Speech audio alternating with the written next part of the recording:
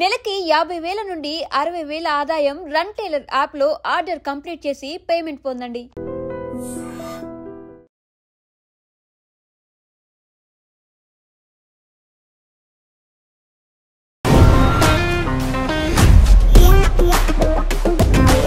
Welcome to relationship lab. నా పేరు లుంబిని. ఈ మధ్య సిద్దిపేట జిల్లాలో ఒక దారుణ ఘటన చోటు చేసుకుంది. అత్తని అల్లుడు గొడ్డలతో నరికి చంపాడు. దీని వెనుక కారణాలు ఏంటి అండ్ ఎలాంటి పరిస్థితులు అక్కడ ఏర్పడ్డాయి డిస్కస్ చేద్దాం. ఈరోజు మనతో పాటు ప్రముఖ motivational speaker and family counsellor Rajani Rama garu ఉన్నారు. అమ్మ నమస్తే. నమస్తే. అయితే న్యూస్లో చూస్తే సిద్దిపేట జిల్లాలో అది కూడా ఒక బంజర్ ప్రాంతంలో ఇది జరిగిందనమాట. వజ్రవ అనే ఒక ఆవిడ్ని అల్లుడు గొడ్డలు తీసుకొని వెంటబడి మరీ చంపాడు. అల్లుడు వాళ్ళ తమ్ముడి సాయంతో కలిసి. అంటే అసలు ఏం జరిగింది? అల్లుడు తమ్ముడు ఇద్దరు కలిసి చంపారు. వాళ్ళ వైఫ్ మాట్లాడుతూ ఏడుస్తూ ఇంకా నాకు ఎవ్వరు లేరు అన్నట్టుగా బాధపడుతూ ఉంటే, అంటే ఎక్కడ ప్రాబ్లం అరైజ్ అయి ఉండొచ్చు, ఇది ఎక్కడి వరకు వెళ్ళింది అసలు? అంటే నాకు తెలిసింది ఏంటంటే, అతను ఏది ఈ అమ్మాయిని అడిగినా ఏది మాట్లాడాలన్నా ఆ అత్తగారు వచ్చి సమాధానం చెప్తుంది, అత్తగారు వచ్చి మాట్లాడుతుంది. అంటే వాళ్ళ కూతురు అదే అంటుంది, మా నాన్న ఎక్కువ మాట్లాడడం, అందుకే మా అమ్మ మాట్లాడుతుంది, ఇప్పుడు మా అమ్మని చంపేశారు అన్నట్టుగా. అంటే 1 month నుండి పాస్ట్ 1 month నుండి డిస్టర్బెన్సెస్ ఉన్నాయి ఇక్కడ వరకు. అంటే మ్యారేజ్ ఎంతకాలం అయింది? మనకు ఆ విషయాలు రాలేదు. ఏమైనా సరే ఎంతకాలం అయినా కానీ సాధారణంగా ఈ రోజులను బట్టి తండ్రులు మాట్లాడటం లేదు. అంటే ఎక్కువ శాతం తండ్రులు సైలెంట్గా ఉంటున్నారు, అమ్మలే మాట్లాడుతున్నారు. ఏమన్నా అంటే ఆయన పట్టించుకోరు అని అంటుంటారు. అంటే ఇందులో నిజంగా పట్టించుకోకుండా తిరిగేవాళ్ళు కొంతమంది ఉంటే, వీళ్ళు ఆపాదించిందే ఎక్కువ ఉంటుంది. మా ఆయన పట్టించుకోరు అని ఆపాదించి ఆయనకి వీళ్ళే పెత్తనం తీసుకోవటం అనేది జరుగుతుంది. అయితే నిజంగా పట్టించుకోని ఇళ్లలో అయితే తప్పదు, ఆడవాళ్ళకి వచ్చి మాట్లాడడం, ఏదన్నా ఒక బాధ్యత తీసుకోవడం అనేది తప్పదు. మరి కావాలని ఆయన అలా కూర్చోబెట్టి వీళ్ళే పెత్తనం చేస్తే అది ఎలా ఆయన పట్టించుకోవడం అని అవుతుంది? అది కాదు కదా. అక్కడే వస్తుంది ఒక పెద్ద అగాధం, ఇంట్లో వస్తుంది అన్నమాట. ఇప్పుడు ప్రతి విషయానికి ఇప్పుడు చాలా వీడియోస్ మనం ఇలాంటి వాటి మీద చేసాము.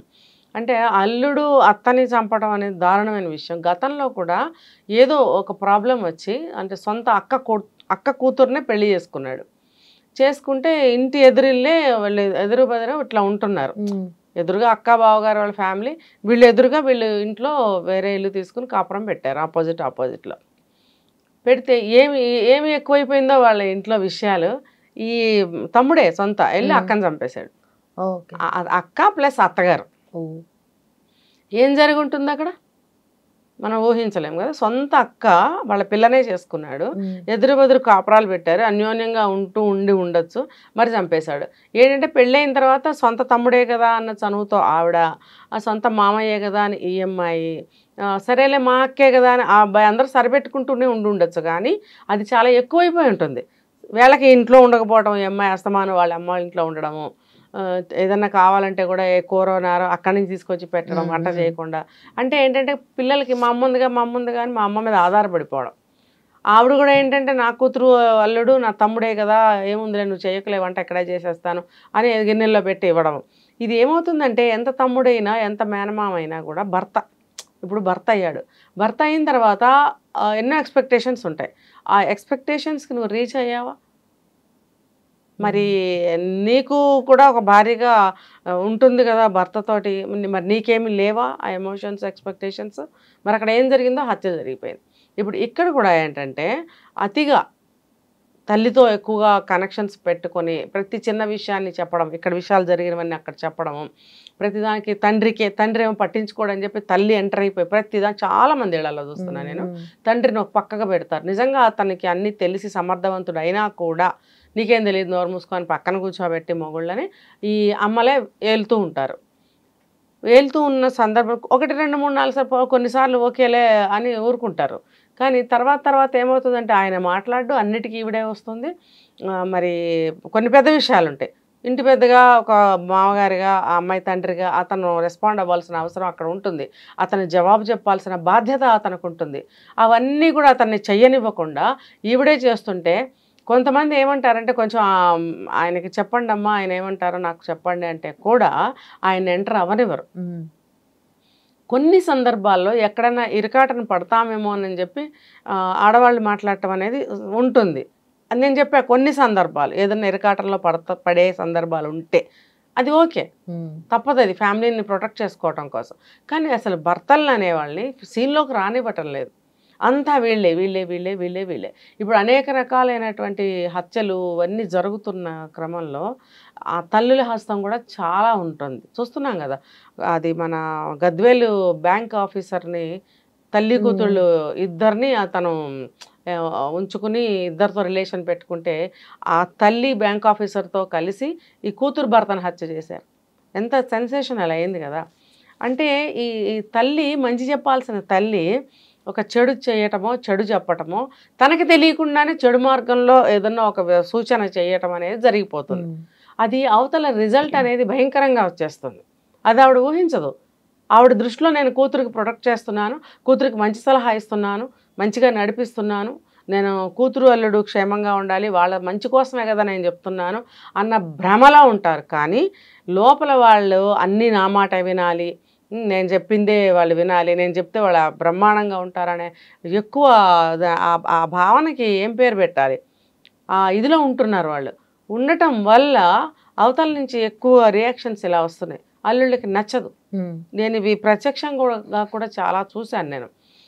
ఇలా భార్య వెళ్ళి అస్తమాను అత్తగారి దగ్గర కూర్చోవడము, అత్తగారంటే తల్లి దగ్గర, ఈ అల్లుడికి ఏమి చూడకపోవడం ఇంట్లో, అల్లుడికి అత్తగారి మీద మామగారి మీద పీకల వరకు కోపాలు పెరగటము, భార్యకి చెప్తే వినకపోవడము, కొన్నాళ్ళు ఏమీ తెలియనట్టు నోరు మూసుకుని కూర్చుంటాడు భరిస్తూ కొంతకాలం అయిన తర్వాత భరించడు, ఏదో ఒక విధంగా బరస్ట్ అవుతాడు. ఇప్పుడు ఇక్కడ కూడా ఏమైందంటే అలా బరస్ట్ అయ్యి ఆ తమ్ముడు సాయం తీసుకుని అత్తగారిని చంపేశాడు. అంటే ఆ కక్ష, పగ, ద్వేషము, అయిష్టము, కోపం అనేది ఆ లక్షణాలు అనేవి ఒక తారాస్థాయికి చేరిపోవటం వల్ల ఈ రకంగా కక్ష తీర్చుకున్నాడు అనేది మనకు అర్థమవుతుంది. కాబట్టి ఎక్కువగా ఆడపిల్లల విషయంలో కల్పించుకోకండి.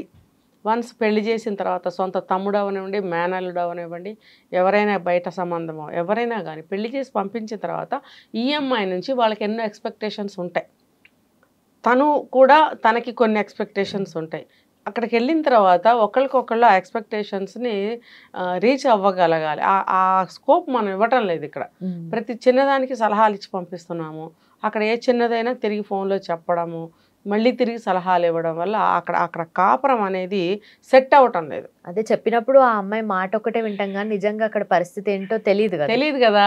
చెవులతో వినడం, ఏదో చెవులతో కదా అమ్మాయి చెప్పింది వినడమే. డైరెక్ట్గా విన్నారా మీరు? లేకపోతే కళ్ళతో చూసారా? లేదు కదా.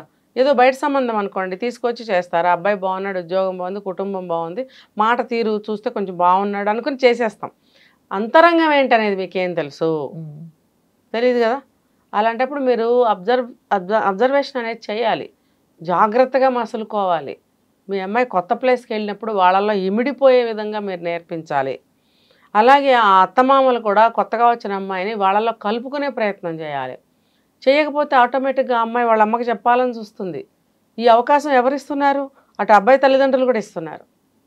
కాబట్టి వాళ్ళు కూడా తెలుసుకోవాలి. ఒక ఆడపిల్ల మన ఇంటికి వచ్చింది అంటే మనలో కలుపుకునే ప్రయత్నం మనం ఎంతవరకు చేస్తున్నాము? అసలు చేస్తున్నామా? నన్ను అడిగితే చేయట్లేదు, చాలా తక్కువ. ఇప్పుడు ఈ సమయంలో, ఈ జనరేషన్లో, ఈ కాలంలో కొంతమంది పాపం గొడవలు ఎందుకులే, కేసులు ఎందుకులే అని ముందు నుంచే కోడళ్ళని బాగా చూసుకుంటున్నారు. కానీ చాలా శాతం వరకు మాత్రం కోడళ్ళని ఇంట్లో కలుపుకోవాలనే ప్రయత్నం చేయట్లేదు, అని అనుకోవట్లేదు. మరి ఎందుకు పెళ్లి చేసి బయట నుంచి అమ్మాయిని తేవటం ఎందుకు? మీ ఇంట్లో పిల్లనే చేసుకోండి, అప్పుడు కూడా కలవలేరు మీరు. కోడలే అంటారు. చాలామంది నోట్లోంచి నేను ఈ మాట వింటున్నా, కోడలే అంటున్నారు. ఎందుకనంటే కోడలు చేసే బిహేవియర్స్ కొన్ని అలా ఉంటున్నాయి కాబట్టి బయటదే కోడలే అంటున్నారు. కానీ నిజంగా డెడికేటెడ్గా ఉన్న అమ్మాయిలకు కూడా ఆ మాటే ఆపాదిస్తున్నప్పుడు ఆ అమ్మాయికి కానీ ఆ అమ్మాయి వ్యక్తిత్వానికి కానీ చాలా దెబ్బ అని నేను చెప్తాను. కాబట్టి ఇది అందరికీ వర్తిస్తుంది. ఆ వర్తించకుండా ఉండాలి అని అంటే కొత్త కోడలు మన ఇంటికి వచ్చినప్పుడు ఆ అమ్మాయిని మనస్ఫూర్తిగా ఆహ్వానించాలి, మనలో కలుపుకోవాలి. ఇది నీ ఇల్లమ్మా, ఇది మన ఇల్లమ్మా, నీ అని అర్థపోని, ఇది మన ఇల్లమ్మా, మీ అమ్మగారింట్లో నువ్వు వెళ్ళి నీకేం కావాలో ఎలా ఏ పనులు చేస్తున్నావో ఎలా చేస్తున్నావు అలాగే ఇక్కడ కూడా ఉండు. వచ్చిందని చెప్పి మొత్తం అంతా పని ఆ అమ్మాయి మీద వేసేయద్దు. వాళ్ళ అమ్మగారింట్లో కూడా మొత్తం పని అమ్మాయి చేసిందా? చేయదు కదా. ఎవరన్నా పని మనిషి ఉంటే కొంచెం చేస్తుంది, వాళ్ళ అమ్మగారు కొంచెం చేస్తారు, వాళ్ళ అన్నయ్య నాన్న ఉంటే కూరగాయలు పట్టుకొస్తారు. ఏదో ఒక పార్ట్ ఆఫ్ వర్క్ మాత్రమే తను చేస్తుంది పుట్టింట్లో. అలాగే ఇక్కడ కూడా ఉండాలి. కొంత మీరు వయసు పైపడిన తర్వాత కోడలు మీద వేసుకుని మా అత్తగారు పెద్దవాడయ్యారు చేయలేదని తనే చేస్తుంది. ఈ లోపల మీ ప్రయత్నం మీరు ఏం చేస్తున్నారు? ఎడంగా పెడుతున్నారు, దూరంగా పెడుతున్నారు, అంటరాందాలాగా చూస్తారు, కలుపుకోరు. ఏదైనా మాట్లాడుతున్నప్పుడు అమ్మాయి వస్తే మాటలు ఆపేస్తారు, లేదంటే ఏదో ఒక వంక చెప్పి అక్కడి నుంచి పంపించేస్తారు. ఇదంతా చాలా తప్పు. దీనివల్ల అమ్మాయి ఏం చేస్తుందంటే ఇక్కడ ఏం జరిగినా తీసుకెళ్ళి వాళ్ళ ఇంట్లో చెప్తుంది. అప్పుడు ఆ తల్లి ఏం చేస్తుంది, తను కూడా ఏవో కొన్ని పడి ఉంటుంది కదా గతంలో, ఆ రివెంజ్ చేష్టలన్నీ ఈవిడ చెప్తూ ఉంటుంది. ఇలా చేయి, అలా చేయి, ఇలా మాట విసురు, చెప్తే మాట వినకు, చెప్తే పని చేయకు, లెక్క చేయకు, పట్టించుకోకు, ఇలాంటివన్నీ నేర్పితే నెగిటివ్సే కదా ఇవన్నీ. అలా కాదు, ఈ అమ్మాయి కూడా చెప్పకుండా ఉండాలి. మరీ దారుణాలు జరుగుతుంటే చెప్పి తీరాల్సిందే.